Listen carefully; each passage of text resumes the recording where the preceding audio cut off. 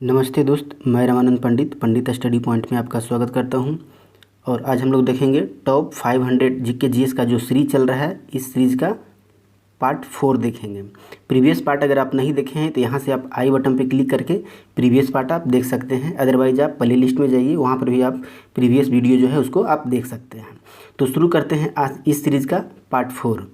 Question number 151 में है, बंगाल विभाजन की घोषणा कब की गई थी। यहाँ बंगाल विभाजन की घोषणा पूछा है, तो घोषणा कब की गई थी? 19 जुलाई 1905 में की गई थी। वहीं विभाजन कब हुआ था? तो विभाजन जो है 16 अक्टूबर 1905 को की गई थी और बाद में उसको रद्द भी कर दिया गया था। कब किया गया था? 1911 में उसको जो है रद्द किया गया था। उसी समय जो है एक स्वदेशी आंदोलन चलाया गया था। बंगाल विभाजन के समय ही स्वदेशी आंदोलन चलाया गया था 1905 ईस्वी में, जिसका नेतृत्व किया था सुरेंद्र नाथ बनर्जी के द्वारा किया गया था। नेक्स्ट क्वेश्चन की बात करें 152, सबसे लंबी तटीय रेखा वाला देश कौन सा है? जिसका समुद्र से जो है तटीय रेखा जो है सर्वाधिक लगता है, तो वह हो जाएगा कनाडा। लेकिन सेकंड की बात करें तो सेकंड में नॉर्वे का स्थान आता है। वहीं भारत में राज्यों की बात करें, सर्वाधिक तटीय रेखा वाला राज्य जो है गुजरात हो जाएगा। उसके बाद जो है आंध्र प्रदेश और थर्ड स्थान जो रखता है तमिलनाडु। नेक्स्ट क्वेश्चन, इटली के एकीकरण का जनक किसे कहा माना जाता है? इटली के एकीकरण का जनक जो है जोसेफ मेजनी को माना जाता है। वहीं 1871 में जो था इटली का एकीकरण काउंट काबूर के द्वारा किया गया था। क्वेश्चन बनता है। और इटली का एकीकरण का तलवार अगर पूछे तो तलवार में किसको जानते हैं? इटली का एकीकरण का तलवार किसको कहा जाता है? तो गैरीबाल्डी को कहा जाता है। नेक्स्ट क्वेश्चन, नेपाल से भारत के कितने राज्य सीमा बनाती है? भारत और नेपाल के बीच जो है भारत के कितने ऐसे राज्य हैं जो नेपाल के बीच सीमा बनाती है? तो वो राज्य हैं 5 राज्य। कौन सा है? यूपी, उत्तराखंड, बिहार, सिक्किम और वेस्ट बंगाल। आप एक ट्रिक के जरिए भी याद रख सकते हैं। देखिए ट्रिक है क्या? ट्रिक है उतर उतर बस पंचर बा। एक बस जो था नेपाल जा रही थी और सीमा पे हो गया पंचर, तो आप इस तरह से भी आप याद रख सकते हैं उतर उतर बस पंचर बा। 5 राज्य जो है इसमें आ जाते हैं। नेक्स्ट क्वेश्चन 155 में है, भारत में अभियंता दिवस यानी इंजीनियर्स डे कब मनाया जाता है? तो यह जो मनाया जाता है 15 सितंबर को मनाया जाता है। और किनके जन्म दिवस पे मनाया जाता है? तो मोचगुंडम विश्वेश्वरैया को नाम आप जानते होंगे, जिनका संबंध कर्नाटक से है। इनके जन्म दिवस पे जो है 15 सितंबर को अभियंता दिवस मनाया जाता है। नेक्स्ट क्वेश्चन 156 में है, लाल बहादुर शास्त्री को शास्त्री की उपाधि, शास्त्री का उपाधि जो है उनको कहाँ से मिला था? तो काशी विद्यापीठ विश्वविद्यालय के द्वारा 1926 ईस्वी में दिया गया था। Next question, coffee cafe day के संस्थापक कौन थे? कॉफ़ी कैफ़े डे के संस्थापक कौन थे? तो विजी सिद्धार्थ, जिन्होंने कुछ दिन पहले आत्महत्या कर लिया। नेक्स्ट क्वेश्चन, भारतीय संसद में कुल कितने सत्र बुलाए जाते हैं? तो भारतीय संसद में कुल 3 सत्र चलते हैं, बजट सत्र, मानसून सत्र, शीतकालीन सत्र। बजट सत्र जो होता है लॉन्गेस्ट होता है, सबसे लंबा सत्र बजट सत्र होता है। और सबसे छोटा की बात करें तो स्मॉलेस्ट जो सत्र होता है शीतकालीन सत्र होता है। और एक वर्ष में जो होता है कम से कम 2 सत्र बुलाना अनिवार्य होता है। नेक्स्ट क्वेश्चन, भारत में सबसे ज़्यादा वर्षा किस मानसून से होती है? तो भारत में सबसे ज़्यादा वर्षा जो होता है दक्षिण पश्चिम मानसून से होती है। और यही मानसून बाद में फिर लौटता है तो उसको बोलता है लौटता हुआ मानसून। और लौटता हुआ मानसून जो है उसके कारण सर्वाधिक वर्षा जो होता है तमिलनाडु में होता है। लेकिन दक्षिण पश्चिम मानसून अगर पूछे सबसे पहले कहाँ प्रवेश करता है तो यह केरला में प्रवेश करता है। नेक्स्ट क्वेश्चन, केंद्रीय मंत्रिपरिषद सामूहिक रूप से किसके प्रति उत्तरदायित्व होती है? सामूहिक रूप से किसके प्रति उत्तरदायी होती है? अगर सामूहिक रूप से पूछे तो लोकसभा के प्रति उत्तरदायित्व होती है। लेकिन अगर यही कहता है व्यक्तिगत रूप से किसके प्रति उत्तरदायित्व होती है, तो व्यक्तिगत रूप में राष्ट्रपति के प्रति उत्तरदायित्व होती है केंद्रीय मंत्रिमंडल। और अगर राज्य में बात करें, राज्य मंत्रिपरिषद सामूहिक रूप से किसके प्रति उत्तरदायित्व होती है? तो विधानसभा के। लेकिन राज्य मंत्रिपरिषद अगर व्यक्तिगत रूप से पूछे तो राज्यपाल के प्रति उत्तरदायित्व होती है। नेक्स्ट क्वेश्चन 161 की बात करें, विरासत ए खालसा संग्रहालय जो है कहाँ स्थित है? तो विरासत ए खालसा संग्रहालय जो है पंजाब में स्थित है। इसका पंजाब जो है सही हो जाएगा। नेक्स्ट क्वेश्चन, कीरू जल विद्युत परियोजना किस नदी पे स्थित है? तो कीरू जल विद्युत परियोजना जो है चिनाव नदी पे स्थित है। नेक्स्ट क्वेश्चन, गामा किरणें की खोज किसके द्वारा की गई थी? गामा किरणें का खोज जो है किसके द्वारा किया गया था? तो गामा रे जो है वो पाउल विलार्ड के द्वारा खोजा गया था। गामा किरण किसके द्वारा खोजा गया है? तो पाउल विलार्ड के द्वारा। जबकि नामकरण की बात अगर आएगा तो नामकरण जो है इसका गामा किरण का रदरफोर्ड के द्वारा किया गया है। 164 में क्वेश्चन है, मैत्री सेतु किन दो देशों के बीच है? मैत्री सेतु, तो मैत्री सेतु जो है भारत और बांग्लादेश को कनेक्ट करता है, भारत के त्रिपुरा से बांग्लादेश को कनेक्ट करता है। और यह जो बनाया गया है फेनी नदी, कौन सी नदी पर बनाया गया है? तो फेनी नदी। नेक्स्ट क्वेश्चन, किसी ग्रह की अपनी कक्षा से सूर्य की न्यूनतम दूरी क्या कहलाती है? वह कहलाता है क्या? वह स्टेज जो होता है उपसौर कहलाता है, इंग्लिश में पेरीहिलियंस होता है। जो कि कब कंडीशन ऐसा घटित होता है? तो 3 जनवरी को ऐसा होता है। अधिकतम दूरी जब होगा उस स्टेज को कहेंगे उपसौर, अधिकतम जब होगा उसको कहेंगे अपसौर, और न्यूनतम होगा उपसौर कहेंगे। अपसौर के इंग्लिश में बोलता है एपीहेलियंस, जो कि 4 जुलाई को होता है। अगर चंद्रमा के रिस्पेक्ट में बात करें, पृथ्वी और चंद्रमा के बीच न्यूनतम दूरी होगा तो उसको क्या कहेंगे? तो उसको एपोजी कहते हैं, अधिकतम दूरी को पेरिजी कहते हैं। नेक्स्ट क्वेश्चन 166 में है, डेबिट कार्ड के नंबर कितने डिजिट का होता है? डेबिट कार्ड का नंबर जो है 16 डिजिट का होता है। अब प्रथम 6 डिजिट जो है बैंक को डिनोट करता है। उसी तरह आधार कार्ड जो होता है 12 डिजिट का होता है, वहीं पैन कार्ड 10 डिजिट, और क्रेडिट कार्ड जो होता है 16 डिजिट का होता है। नेक्स्ट क्वेश्चन की बात करें, पाकिस्तान के पहले प्रधानमंत्री कौन थे? पाकिस्तान के पहले प्रधानमंत्री कौन थे? तो पहले पाकिस्तान के जो प्रधानमंत्री थे लियाकत अली खान पहले प्रधानमंत्री थे। वहीं फर्स्ट गवर्नर की बात करें तो मोहम्मद अली जिन्ना थे।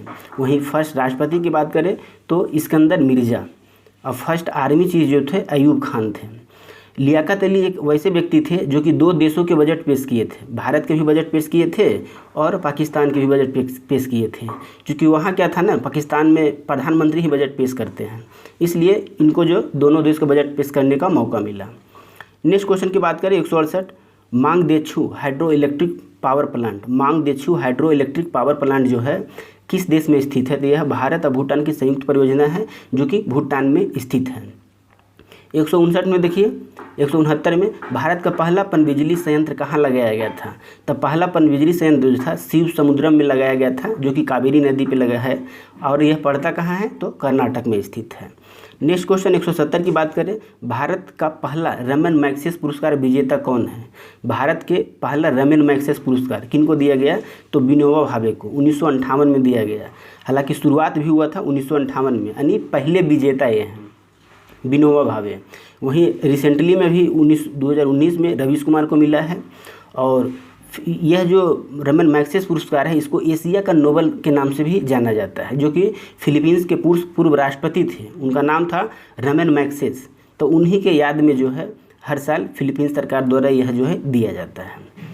171 नंबर क्वेश्चन की बात करें, भारत में नमक के उत्पादन में अग्रणी राज्य कौन सा है? नमक में तो नमक सबसे ज़्यादा जो है गुजरात में उत्पादन इसका होता है। और उसके बाद अगर बात करें तो महाराष्ट्र आ जाता है, फिर तमिलनाडु, फिर राजस्थान का नंबर आता है। वहीं सांभर झील से कभी क्वेश्चन पूछा है, सांभर झील से कितने % नमक का प्रोडक्शन किया जाता है?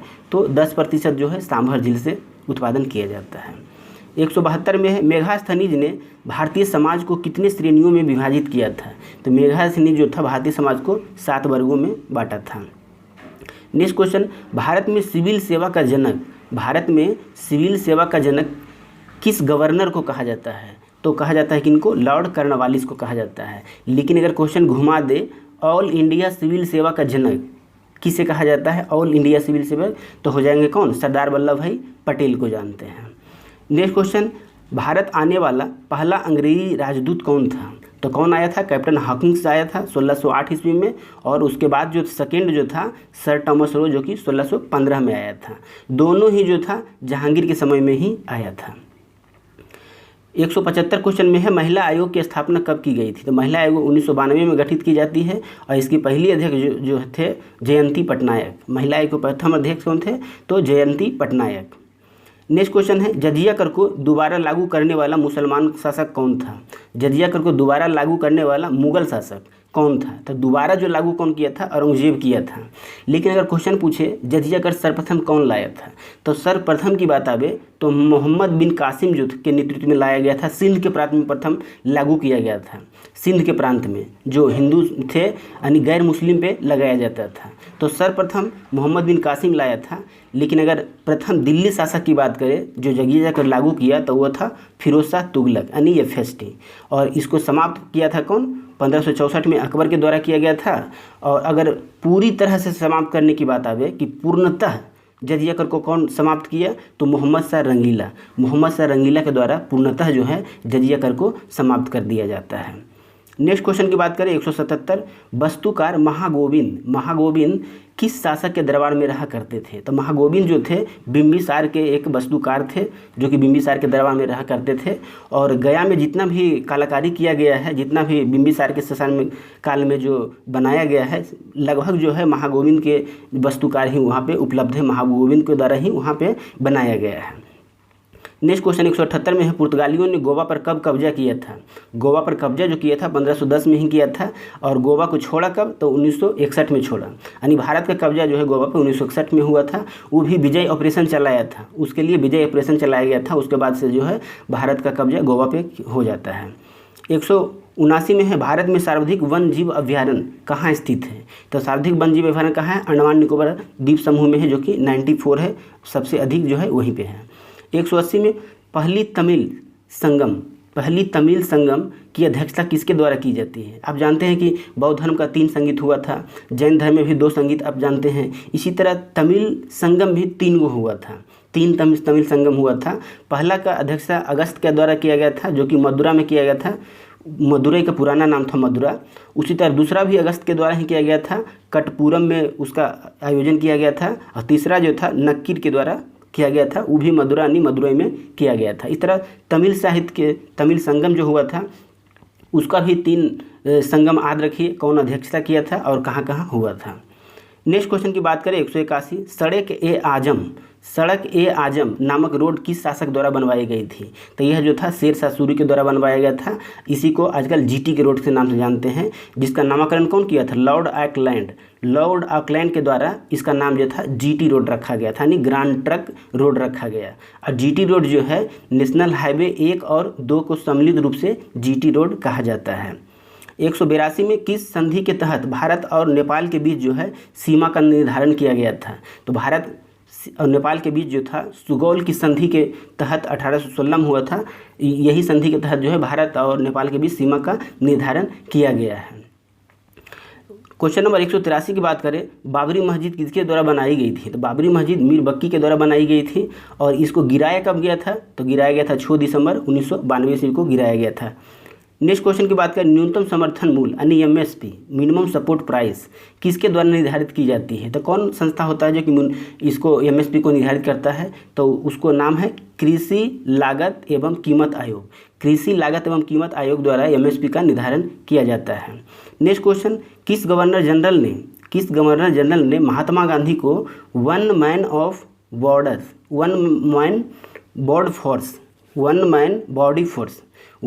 बॉडी फोर्स कहा था? तो ये जो कहा गया था लॉर्ड माउंटबेटन के द्वारा कहा गया था महात्मा गांधी को। नेक्स्ट क्वेश्चन, प्रथम बार दिल्ली दरबार का आयोजन जो है किस गवर्नर के समय की गई थी? तो दिल्ली दरबार का आयोजन जो है 3 बार किया गया है। प्रथम बार जो था लिट्टन के समय में किया गया था, जो कि कब किया गया था? 1887 में किया गया था। इसी समय जो है महारानी विक्टोरिया का आगमन भारत में होता है और रानी विक्टोरिया का जो है कैसरे हिंद के उपाधि से भी नवाजा जाता है। और सेकेंड दरबार की बात करें, सेकेंड दरबार 1903 ईस्वी में होता है और थर्ड जो है 1911 ईस्वी में किया जाता है।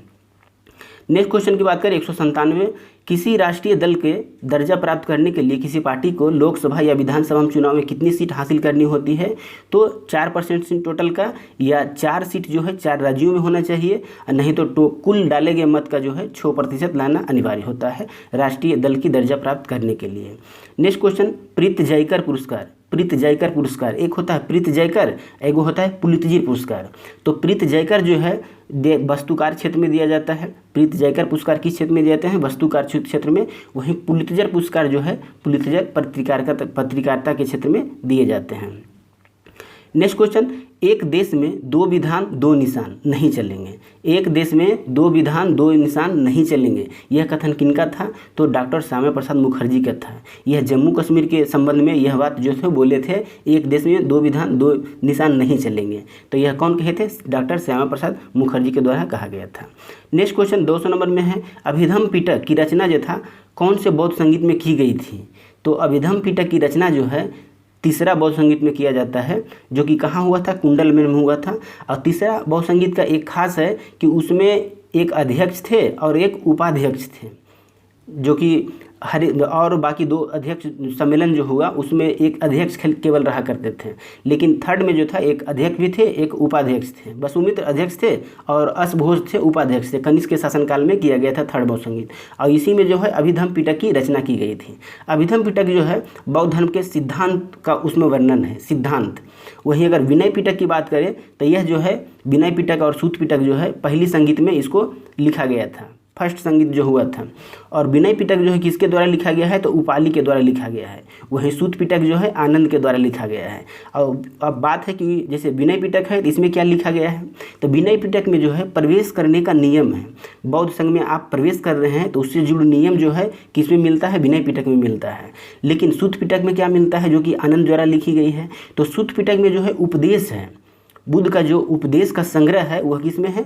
सूत पिटक में है। वहीं अभिधम पिटक में जो है सिद्धांत का चर्चा की गई है अभिधम पिटक में। इस तरह से यह वीडियो आपको कैसा लगा? अगर वीडियो अच्छा लगे तो लाइक कीजिए और कमेंट कीजिए और हमारे चैनल को सब्सक्राइब कीजिए। Thank you. फिर हम मिलते हैं नेक्स्ट वीडियो में इस सीरीज़ का नेक्स्ट पार्ट लेकर।